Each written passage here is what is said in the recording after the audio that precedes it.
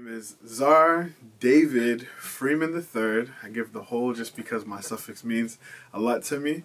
I am a first-generation Liberian from Brockton, Massachusetts, but I was born in Cambridge, although I've lived in the city for my entire life.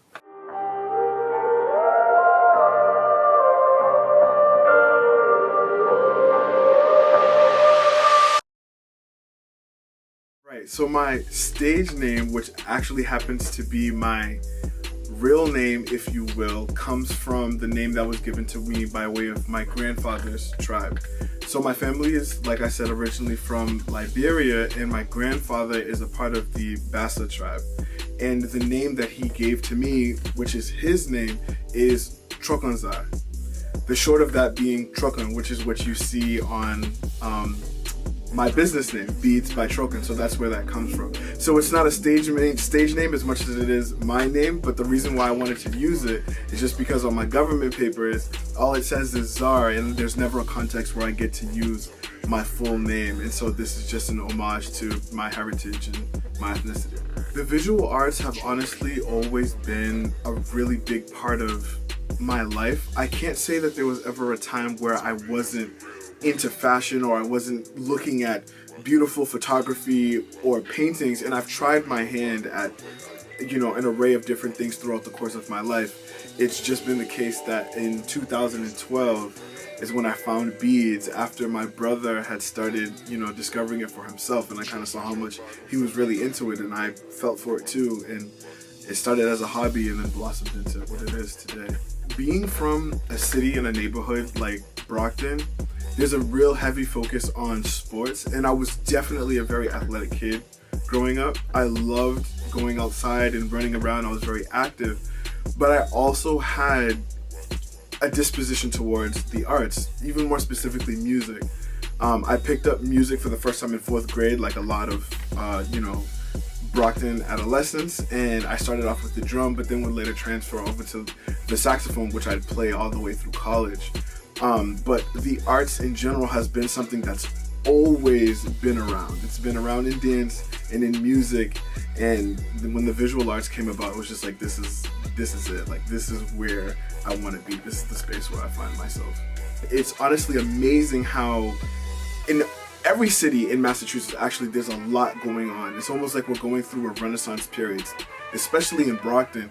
So it's one of those things where if you are connected in the artistic circle in your city, it's a lot easier for you to be able to find gigs, which I have been blessed to be able to say that I have, through amazing organizations like Brockton Mag and Massive Media, Brockton Arts, and a couple of different other things. There are just always things that are going on, and more often than not, people are willing to give you a space for you to be able to set up, and show your work off into the world. So personally, I haven't really struggled with it, but that's just because I've been blessed with the community that I have. Since I'm a beaded jeweler, and that's my business, even though I do all of my own photography, all of my own videography, and relatively, with mediocrity at that, the only thing that I actually get commissioned for, or that I give as a service to people, is I will make jewelry. So in the event that somebody wants custom jewelry from me, I actually have a form on my website that they fill out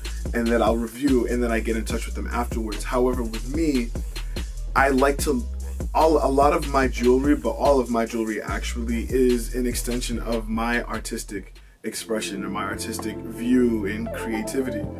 And so when a person comes to BBT looking for custom jewelry, it's me designing for them. It's not so much them coming to me with a design and saying that I want you to do it, because in that transaction, I'm no more than a machine.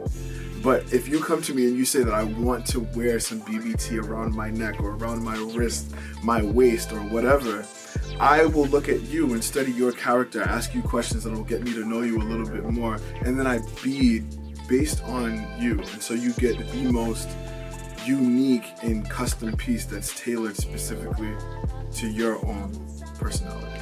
I work on my projects literally at this desk that you see right here. I have at least the majority of the tools that I use right here next to me to my left. My materials and beads are over there, and I have a couple of other things around here, like my light box is down beneath me on the right. But all of the work that you've seen on Instagram and on my website, thus far has been made right here in this humble room. Things can get really expensive when we're talking about beads, especially if you're talking about natural stones. So the jewelry world is broken up into two really big families. And the one that everybody is familiar with, even though they're not familiar with it, are the precious stones. So there are precious stones and there are semi-precious stones. The precious stones are the ones that we've all known for a millennia because they're the most classic and rare stones that there are, which are diamonds, rubies, sapphires, and emeralds. And that's where all of your high-end luxury jewelry is made out of. And then everything that isn't those four are referred to as semi-precious stones. And those are stones like tiger eye, which I'm wearing right now, or like unakite, or sodalite, or hematite. These are all semi-precious stones, which are naturally occurring stones that come right from the earth, that are cut and tumbled to give them, you know, the nice shine that you wear. So I work exclusively with semi-precious stones, and those things you can find strands that start out as little as maybe $4 for about 6 inches to things that go a lot crazier to about almost $100 or even $1,000 for just a 15-inch strand of materials for you to be able to work with. So it all honestly depends on what you're looking for and how rare what you're looking for is. The thing that I'm most proud of, to be honest with you, I think it's something that's been recurring a number of times actually. So there is a phenomenal designer that I got to know over at Bridgewater State, and a phenomenal photographer that I got to know over there as well. The photographer Don Claude and the designer Renee are two guys who I got to know because we worked on a series of fashion shows together, and when we came out of school we just started designing. So Renee and I would create collaborative collections and we would have Claudio shoot it, and we've done this 3 times over now, and every time that we've designed together, the stuff that we create has honestly just been amazing, and I really, really love the stuff that we put together. This right here is probably my reigning achievement. So this is a print of one of the shots that Claudio took for our 3rd photo shoot that we've done together, which we titled Anonymity. And it's featuring the model Darrow, aka Primo. You guys might have heard of him, if not, check him out. But I'm wearing an outfit that Renee designed entirely from scratch, and then this mask that I made out of yellow tiger eye and white jade.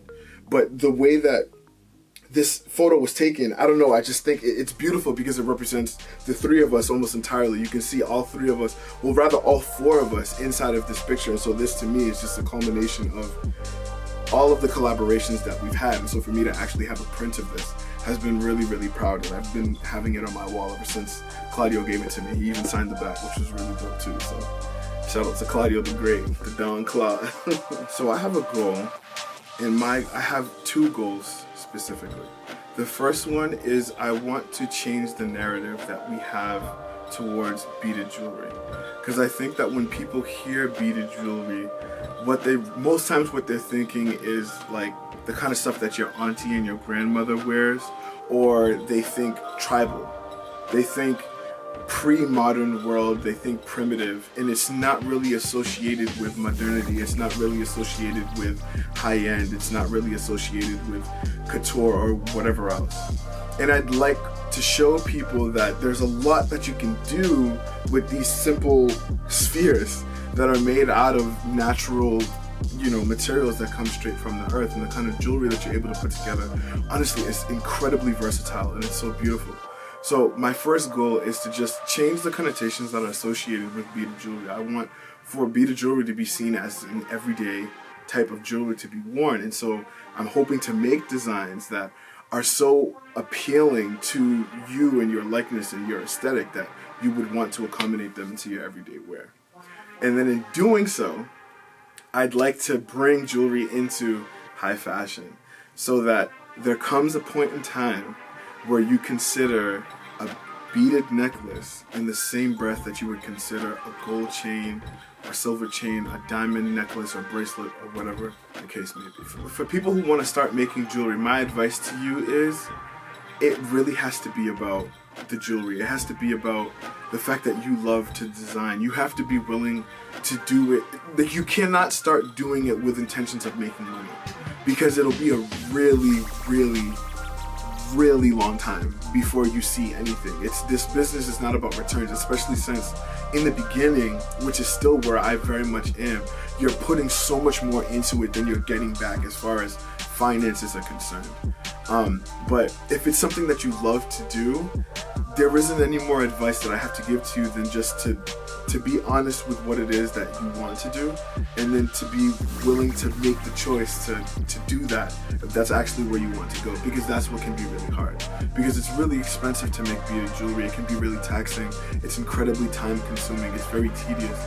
So it's one of those things where if you don't want to be here, you won't be. But if you do, I don't even have to tell you that, because you'll be in the same place that I am. So just be honest with yourself. What is it that you want to do? And if designing, if jewelry making is really where you want to be, just follow that path.